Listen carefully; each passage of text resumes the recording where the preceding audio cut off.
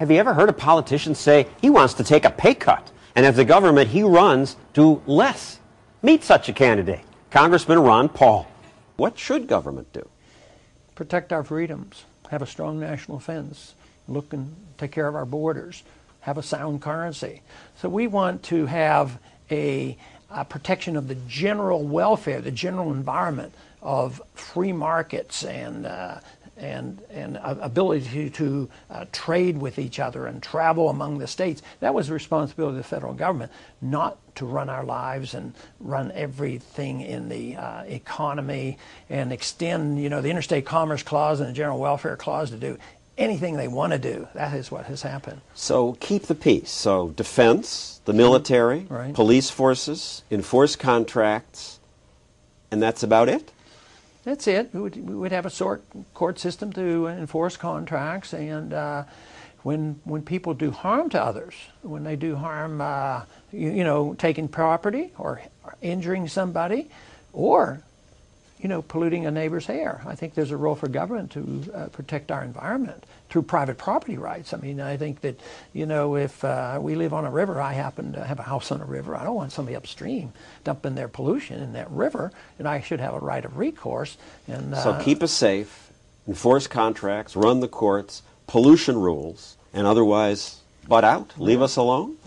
Basically that, which would be meaning if we get back to that, and I'm elected, I should immediately take a pay cut, because I wouldn't have so much to do. So you want to get rid of a lot of the government. This is Department of Education, one of the big, beautiful buildings in Washington. You'd get rid of it? We don't need this? Yes, just think what kind of businessman might be able to make good use of that piece of property. But no, how we will don't. We people don't get need educated? it. We might get better education. The evidence shows since the 1950s, since the federal government's gotten involved, the quality of education has gone down and the cost has gone up. So federal government should have no role? There's no authority for it, and they've proved themselves inefficient. The one city they're totally in charge of is Washington, D.C., $13,000 a year per student. They have more guns, more drugs, more violence. A bad educational system. So there's no evidence that the government can do a very good job. Department of Energy. No, we don't need a Department of Energy. How will we get energy? The market will do it. Supply and It's demand. just unnecessary. There's no need. That serves the interest of big business. So if government needs an energy policy, what they're saying is, how do we take taxpayers' money and put the money in R&D, and which big company is going to get the largesse from the government? That's the kind of thing that encourages. What's wrong with that? The wise elites in Washington will pick the best investment.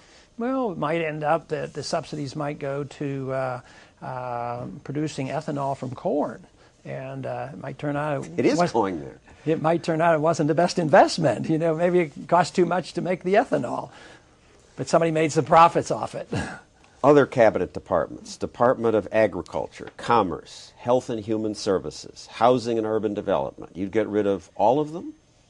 Yeah, of course, that's not on the immediate agenda, but in theory, they're unnecessary, and we should think about what kind of a country we would have without these departments. And I think we would have a better country, and all those problems that they're supposed to solve, I think, would be lessened.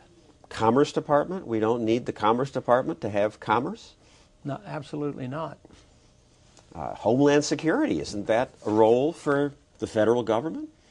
Not really, not the way that's designed. That's the biggest bureaucracy of them all. There's some parts of that department that are okay. They put the Coast Guard in there, and they put FEMA in there, and everybody's bunched together. No, Homeland Security, how's it been taken care of for all these years? Pretty well. And I think it was failure of government on 9/11, not the fact that we didn't have the Department of Homeland Security, and we didn't have a national ID card, and we didn't have this constant surveillance and loss of our privacy. That's failure of government how? We spent $40 billion on intelligence gathering and didn't prevent it from happening. But the government was in charge of the airlines, FAA. They were supposed to inspect the people as they went on. You weren't supposed to resist any hostage takeovers, and they weren't allowed to have a gun. Maybe if you and I had the airlines, we might have said, hey, we want to protect our passengers. Maybe we should have a stronger door on there. Maybe we ought to give our pilots a gun. So it wouldn't have happened. 9/11 wouldn't have happened. So government creates the wrong rules, too many rules and the wrong ones? That's basically it, and most of the time, well-intentioned, but good intentions will not solve our problems. You anger libertarians when you vote against NAFTA, GATT, CAFTA trade agreements. You're too much of an idealistic candidate, they say. I mean, these agreements make trade more possible, so what if they're hundreds of pages?